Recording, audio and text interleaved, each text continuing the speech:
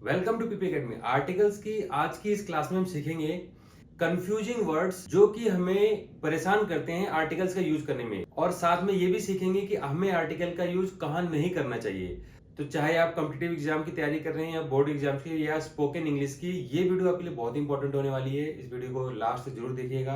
अगर आपको लगता है आपने कुछ नया सीखा है तो प्लीज चैनल को लाइक शेयर और सब्सक्राइब जरूर करिएगा। हमने ये तो पढ़ लिया कि ए एंड द का यूज कहाँ करना है, कब यूज करना है, वॉवल के साउंड कॉन्सोनेंट साउंड पे फोकस करना है हमें, द और दी क्या होता है। यहां भी वॉवल का खेल है कि जहां पर जैसे दी एप्पल द कैट, तो यानी अगर वॉवल साउंड है तो दी का यूज करेंगे, और अगर कॉन्सोनेंट का साउंड है तो द का यूज करेंगे। ये सिर्फ बोलने में यूज करेंगे, लिखने में तो नॉर्मल वही होगा, THE द ही रहेगा। अब देखिए वर्ड्स दैट कंफ्यूज, जहां हम ए और एन के बीच में कंफ्यूज होते हैं, एग्जाम में यहीं से क्वेश्चन आते हैं। इसको आपको बहुत ध्यान से समझना है। देखिए आर, आर को हम बोलते क्या है, OUR, आर की तरह इसका साउंड होता है, इसलिए आर का साउंड है एच, इसमें साइलेंट है। देखिए ये वाला एच जो है साइलेंट है, यानी ये एच अगर साइलेंट कर दे हम तो ये किससे स्टार्ट हो रहा है, ओ से, तो ये इसलिए यहां पर एन आएगा। ऑनेस्ट में भी सेम केस है, यहां भी एच साइलेंट है और ये ओ से स्टार्ट हो रहा है। एयर में देखिए, एयर में क्या होता है, इसका मतलब क्या होता है कि उत्तराधिकारी, जो राजा होते हैं पहले उनके उत्तराधिकारी होते थे, उनका जो बेटा है या फिर उनका बेटा नहीं है तो जो उनका छोटा भाई होगा, इस तरह से जो उनका उत्तराधिकारी होगा, तो एयर का मतलब उत्तराधिकारी। और यहां भी एच जो है साइलेंट होता है और इसका साउंड होता है एयर की तरह, इसको बोलते हैं एयर।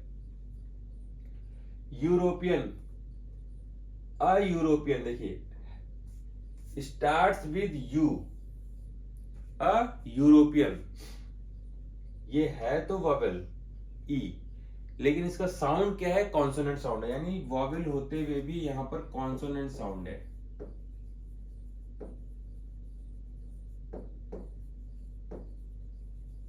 Consonant sound.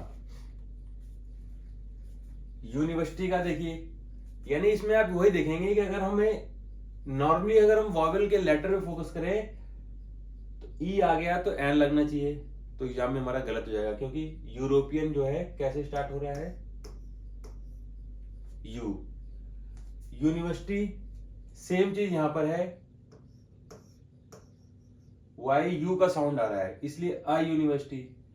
MBA में देखिए एम आ रहा है, EM वाला साउंड आ रहा है एम, तो एन एम का साउंड आ रहा है यानी ई का, तो उसके पहले हम एन का यूज करेंगे।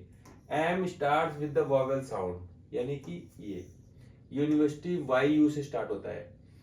One eyed man, one eyed man में one eyed man, one eyed man यानी ऐसे स्टार्ट करते हैं, वन नहीं बोलते, वन आइड मैन। देखिए ये वन जो है इसका साउंड कैसे आएगा, WON वाला साउंड आ रहा है इस वन का, इसलिए वन आइड मैन के पहले आ का यूज करना है। NDA में देखिए एन तो कॉन्सोनेंट है, बट इसका साउंड कैसे स्टार्ट हो रहा है, NDA, EN। यूजफुल बुक का वॉवेल है ये यू, बट इसका साउंड देखिए कैसे आ रहा है, यूजफुल, यानी कि YOU, U is consonant sound. Honour का एन ऑनर, देखिए जैसे आर वाला होता है सेम इसी तरह से इसका भी है एन ऑनर, यानी कि ये वाला जो एच है वो साइलेंट है इसमें। ये वर्ड आपको रटे होनी चाहिए, बहुत बहुत ज्यादा इंपॉर्टेंट है ये, इसको आप वेरी वेरी इंपॉर्टेंट कर लीजिए। इसमें से कोई ना कोई क्वेश्चन एग्जाम में, चाहे आप कॉम्पिटिटिव एग्जाम देंगे, चाहे आप स्कूल या स्कूल के एग्जाम देंगे, अपने बोर्ड के एग्जाम देंगे, इनमें से क्वेश्चन जरूर आता है। अब हम देखेंगे कि कहां कहां आर्टिकल यूज नहीं करते हैं। When articles are not used, peoples name यानी प्रॉपर नाउन, प्रॉपर नाउन से पहले हम आर्टिकल का यूज नहीं करते हैं। ये आपको सब बताएंगे आर्टिकल का यूज नहीं करते हैं, क्यों नहीं करते हैं, क्योंकि वो ऑलरेडी स्पेसिफिक है। देखिए कोई चीज ऑलरेडी स्पेसिफिक है, अगर हम किसी ऑल बॉयज की बात करें किसी क्लास में, यानी ऑल स्टूडेंट्स, तो ये जनरल सी बात हो गई। किसी खास स्टूडेंट यानी मोहन की बात कर रहे हैं मान लीजिए हम, तो ऑलरेडी स्पेसिफिक है, नाम लिया हमने यानी ऑलरेडी स्पेसिफिक है, तो द मोहन नहीं बोलेंगे, मोहन कम हियर ऐसे नहीं बोलेंगे, द मोहन कम हियर, क्योंकि मोहन बोला हमने तो वो ऑलरेडी स्पेसिफिक हो गया, और द लगाने पे हम उसको और स्पेसिफिक कर रहे हैं, तो ऐसा नहीं होगा। तो यानी कि दो दो बार उसको स्पेसिफिक नहीं करना, जो चीज ऑलरेडी स्पेसिफिक है उसको उसके पहले हम द नहीं लगाएंगे। कंट्री सिटी नेम ये भी मोस्टली इनके पहले यूज नहीं करते। देखिए यहाँ पर ना मोस्टली लिखा हुआ है, मोस्टली से लिखा हुआ है, कुछ एक्सेप्शन है जैसे the US,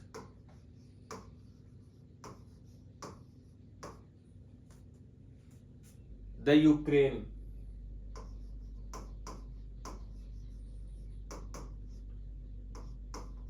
the Soviet union. कुछ कंट्रीज से पहले हम द यूनाइटेड स्टेट्स उनके पहले द लगाते हैं, बट यूजली नहीं लगाते क्योंकि प्लेसेस जो होते हैं वो भी ऑलरेडी स्पेसिफिक है। Language and school subject, language and school जो सब्जेक्ट्स है उनके पहले देखिए ही स्टडीज हिस्ट्री, ना कि द हिस्ट्री। अगर द लगा दिया हमने तो गलत हो जाएगा। गलत क्यों हो जाएगा? क्योंकि देखिए ना, लैंग्वेज की जब बात करते हैं हम ना ब्रॉड बात करते हैं, उसको हम स्पेसिफिक नहीं बनाते हैं क्योंकि ये फील्ड ऑफ स्टडी है। ये जैसे ही स्पीक्स इंग्लिश, तो वो कोई स्पेसिफिक इंग्लिश नहीं है, इंग्लिश है तो इंग्लिश है। ऐसा तो नहीं है ना कि कोई, जैसे बहुत सारे रिवर है तो द गंगा बात की थी, बहुत सारे रिवर्स हैं, उसमें से कोई एक रिवर है जो द गंगा है वो।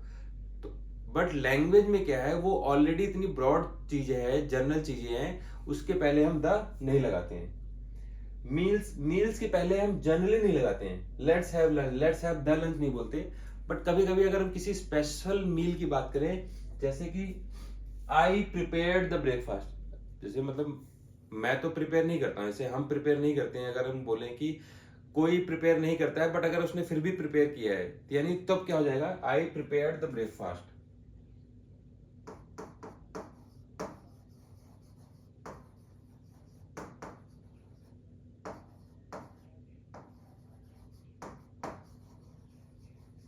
यानी जनरली हम मील से पहले नहीं लगाते हैं, बट अगर कुछ स्पेशल केस है तब लगा सकते हैं। देखिए स्पोर्ट्स गेम्स ये ना एक जनरल एक्टिविटीज है, ये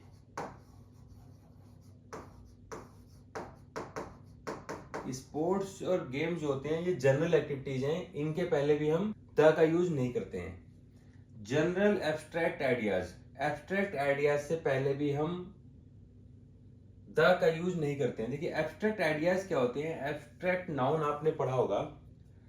अच्छा ये सोचिए एब्स्ट्रैक्ट क्यों कहते हैं, एब्स्ट्रैक्ट इसको इसलिए कहते हैं, देखिए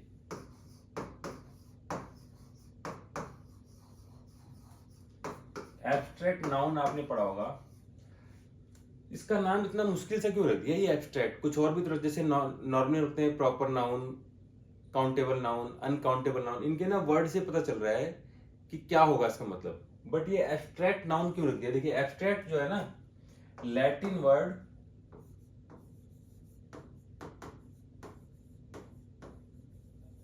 एब्स्ट्रैक्टस से है।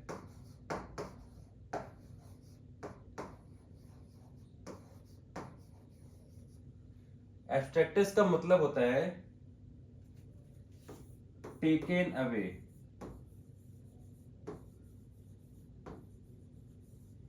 यानी उसके अंदर से ना कोई चीज निकाल ली गई है। तो यानी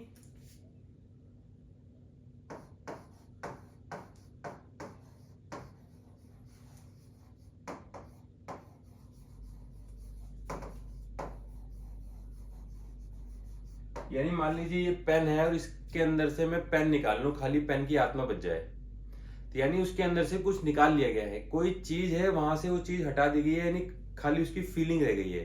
तो यानी कि वो फिजिकली चीज नहीं है। एब्स्ट्रैक्ट का मतलब टेकन अवे। तो जैसे हमारी कोई फीलिंग हो गई, हमारी थॉट्स हो गई, नॉइस हो गई, ये सब क्या है, एब्स्ट्रैक्ट नाउन है।